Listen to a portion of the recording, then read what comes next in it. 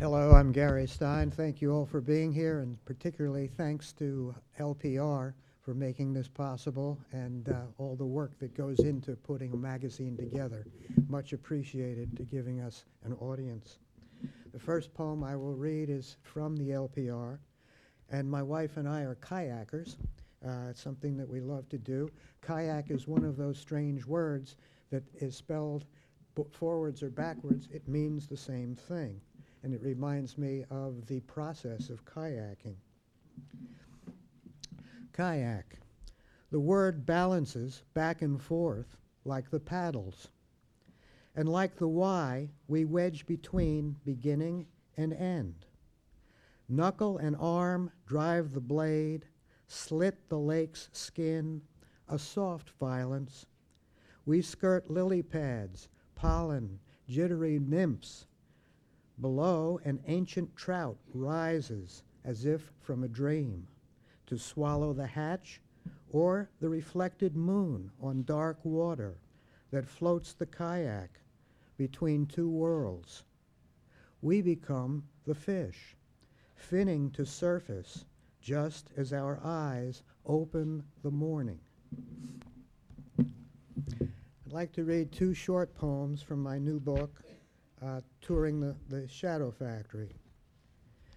The first involves an event when I was a young boy, and it's called Prey, spelled P-R-E-Y, about an unfortunate hunting accident.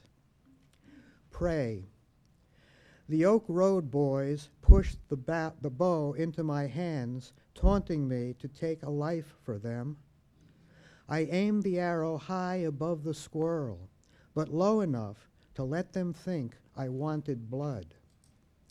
The squirrel stood still and hugged the trunk, steady as my pulse, until I bent the bow and snapped it loose. Then the squirrel leapt up to meet a point in time and catch it in the back.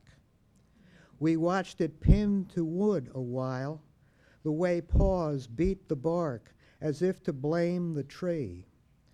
Before the sky dropped down to fix those eyes, it closed in cloud. It screamed. It was the human pitch that scared the Oak Road boys away, but I was stuck by sound until it stopped.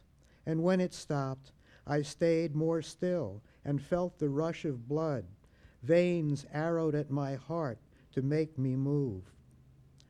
Once, age 4, I fell from bed at night and lay there, wild enough to yell the darkness white. But no one came to put me back. I hugged the floor in vain for what was lost and beat my knuckles raw until at last, in that harder place, I came alone to sleep.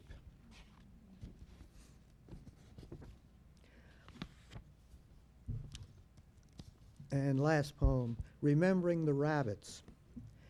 Every day at 4, the rabbits skittered crazy in the pen for pellets, while Mother watched her broken stove buckled in the corner like a refugee. Every supper multiplied confusion. Father used to shoot them in the head.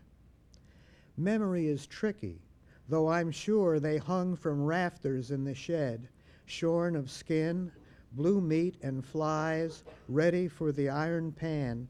Above the open door, he sutured shut with wire.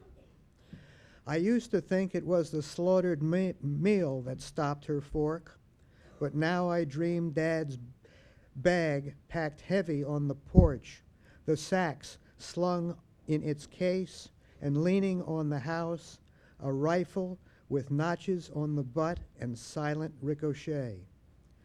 Have you ever heard a dying rabbit scream?